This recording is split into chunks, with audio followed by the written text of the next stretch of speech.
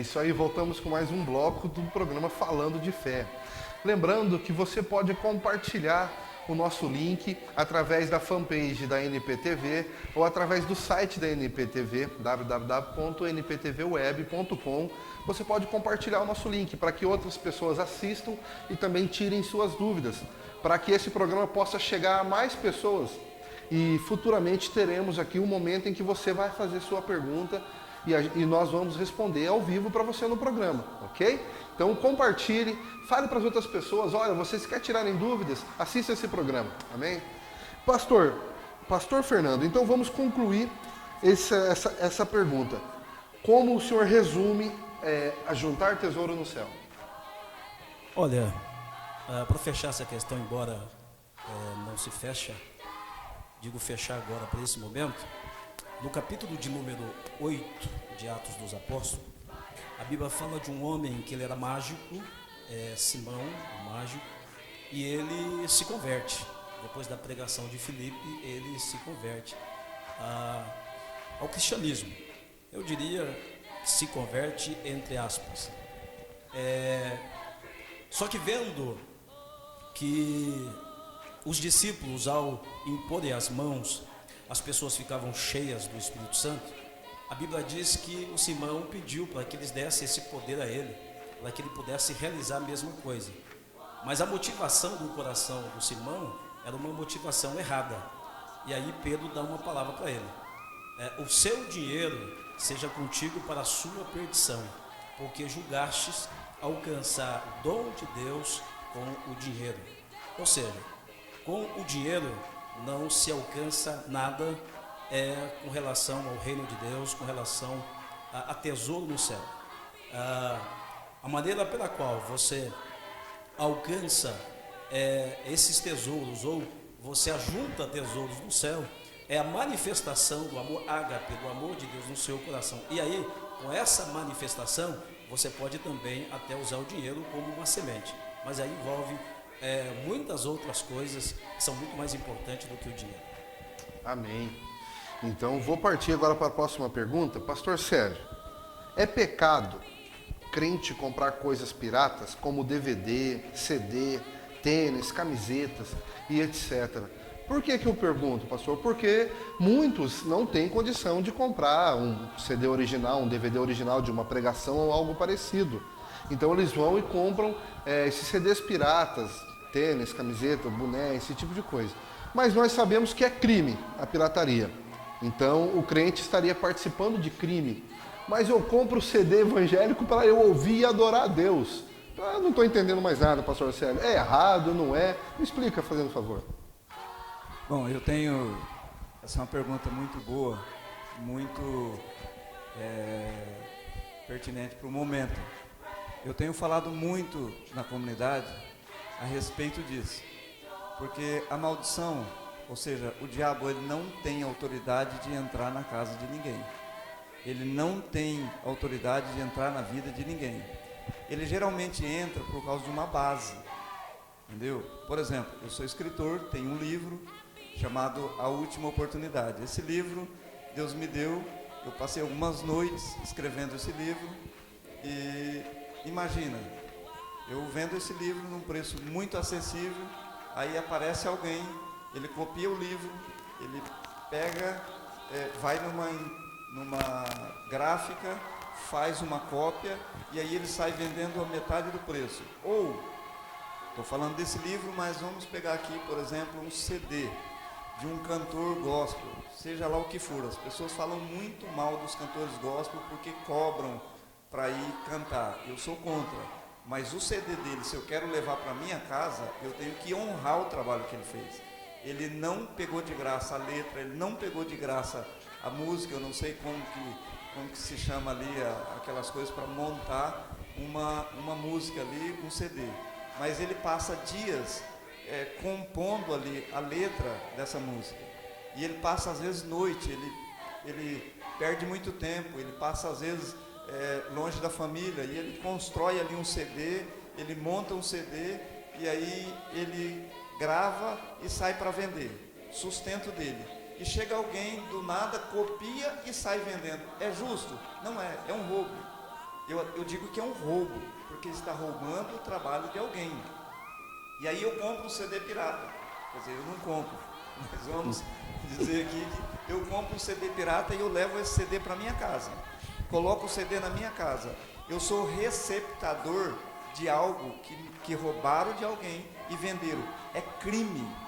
Eu creio que não só é pecado, como é crime um negócio desse. É um crime comum como qualquer outro, como se rouba um produto que alguém trabalhou para comprar. Alguém se preparou, por exemplo, para compor uma música, alguém se preparou para escrever um livro, alguém desenhou um tênis, uma marca, divulgou na mídia uma marca famosa, e aí alguém que não fez nada, que não vestiu nada, vai lá, copia e vende. É crime. A Bíblia, ela fala sobre os princípios, ela fala sobre as leis e ela fala sobre os mandamentos. Por exemplo, se eu perguntar para você, é pecado descer na Marechal a 100 por hora? Você vai dizer, eu creio que é. Eu posso perguntar onde está escrito na Bíblia. Você vai dizer, não está escrito na Bíblia, nem a Marechal está escrito na Bíblia. Mas a Bíblia fala sobre princípios de lei. Se eu quebro uma lei, eu estou pecando.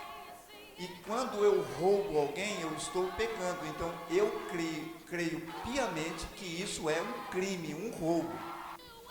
Ok, então, pastor Fernando, infringir a lei da terra também quer dizer infringir a lei de Deus, segundo o pastor Célio. É isso mesmo, concordo com o pastor Célio, né? E esse tema para mim não é polêmico, porque ele é claro, né? Para nós que somos cristãos ele é bem claro, mas é um tema complicado porque nós estamos num país que é um país pirata. O que tem de pirataria no Brasil, o Brasil parece que é um país pirata. Então não é só CDs, né? Não só livros, mas tem tantas outras piratarias no Brasil, então isso é muito complicado. Mas concordo, porque Jesus disse: dai a César o que é de César e a Deus o que é de Deus. E então as leis estão aí e todas as autoridades foram constituídas por Deus. Eu quero corroborar com a fala do pastor Célio, citando o capítulo de número 17, a partir do versículo de número 24, do Evangelho de Mateus. Porque a pirataria, toda essa forma de burlar a lei, é uma tentativa de não pagar o imposto. E nesse texto nós vamos ver Jesus dando uma aula com relação a isso. Como nós devemos cumprir os nossos compromissos com a sociedade. Ora, se existe uma lei, então nós precisamos cumpri-la, né? Tem que se pagar o imposto, então tem que se pagar o imposto. E Jesus, como sempre, é o nosso maior exemplo. Porque chegaram até Pedro e perguntaram a ele se Jesus não pagava o imposto. Usou a expressão se Jesus não pagava as didacmas, né? E aí Pedro falou que pagava e entra para falar com o mestre e pergunta para Jesus acerca disso, faz um questionamento. E ali Jesus, ele diz a Pedro o seguinte: quem deveria pagar os impostos? Os estrangeiros ou os filhos? Aí Pedro diz: os estrangeiros. Jesus disse: logo os filhos estariam isentos. Mas para que não causasse escândalo, então Jesus, ele dá uma ordem a Pedro para que fosse até o mar, lançasse o anzol, e o primeiro peixe que ele pegasse, dentro da boca do peixe estaria uma moeda, né? E com aquela moeda pagaria o imposto, tanto o imposto de Pedro como também o imposto de Jesus. Isso aconteceu. O que eu quero dizer com isso tudo? O texto está falando acerca de um impacto que as reações de Jesus iriam causar no meio da sociedade. E nesse texto nós encontramos 3 impactos que causaram quando Jesus paga o imposto, quando Jesus e o Pedro pagam o imposto. Primeiro, que nós sabemos que quando o Davi venceu o Golias, um dos prêmios para aquele que vencesse o Golias era não pagar imposto. E Jesus veio da linhagem de Davi, Jesus, filho de Davi. Então Jesus não precisava pagar o imposto, mas a si mesmo ele fez questão de pagar o impacto testemunhal. Então Jesus deu testemunho de que tem que pagar o imposto. Então, por causa do testemunho dele, aquilo que ia causar, o escândalo que ia causar, ele pagou o imposto. Então, quando você faz uma coisa que está fraudando a lei, ou que está burlando a lei de alguma forma, o seu testemunho como cristão vai ficar manchado. Então, por isso que você tem que cuidar do seu testemunho. O segundo impacto foi o impacto psicológico.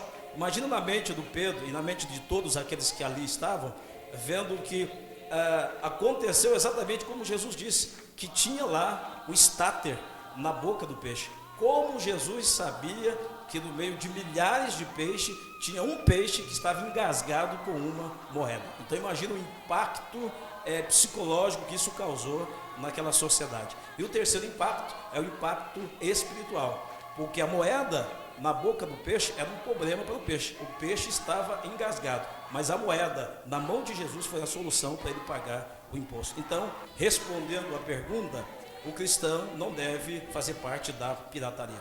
Jesus é o maior exemplo. Amém. Pastor Célio, se o senhor tiver alguma coisa para acrescentar, vamos jogar para depois do intervalo. A gente já volta, é só 5 minutinhos.